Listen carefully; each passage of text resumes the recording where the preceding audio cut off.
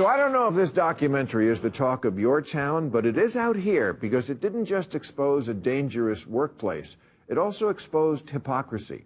Because it must be pointed out that when the evil governor of Florida was saying the exact same thing about kids and creepy stuff at Disney that liberals now find intolerable at Nickelodeon, he was dismissed as a hick and a bigot. But why would a kids' content factory like Disney be all that different than the one at Nickelodeon?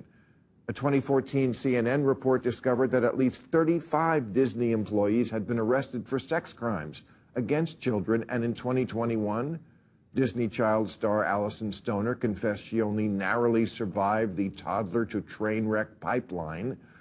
The next year, child star Cole Sprouse told the New York Times that young actresses at the Disney Channel were heavily sexualized from an early age.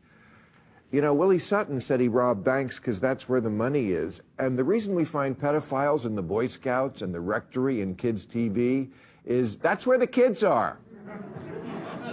DeSantis wasn't wrong, but we're so tribal now, the left will overlook child fucking if the guy from the wrong party calls it out. Sure, Nickelodeon messed up Amanda Bynes, but the Mickey Mouse Club was where Britney Spears got her start, and she's perfectly fine.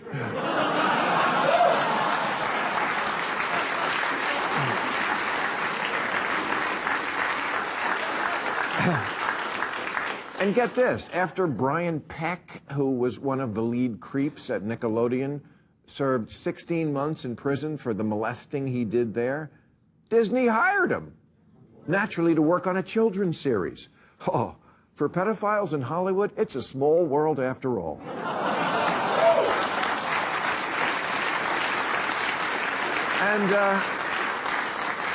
And not just Hollywood. There are Instagram moms these days who are practically OnlyFansing their itty-bitty beauty queen daughters by having them wear skimpy bikinis and eat bananas to build social media stardom. They're called sharenters, a hybrid of sharing and parent. I call them pimps, a hybrid of pimp and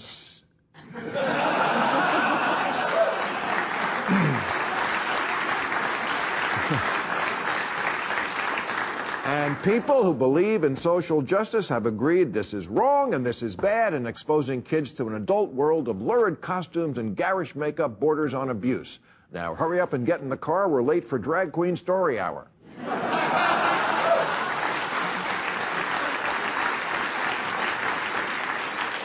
Not that there's anything wrong with being a drag queen, but maybe it's time to admit that sometimes Drag Queen Story Hour is more for the queen than the kids. Sure, kids love a clown, but does the clown have to have tits?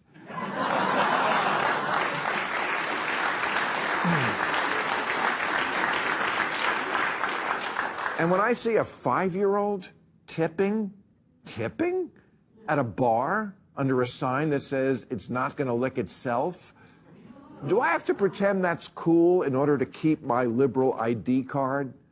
Sorry, I can't do that. If you want kids to be more tolerant, why not have handicapped people read them stories? Kids are more likely to encounter disabled people than drag queens in life. Geez, can't we just go back to the good old days when kids were read simple stories with simple morals like, if you're a lonely single man, just make a boy out of wood.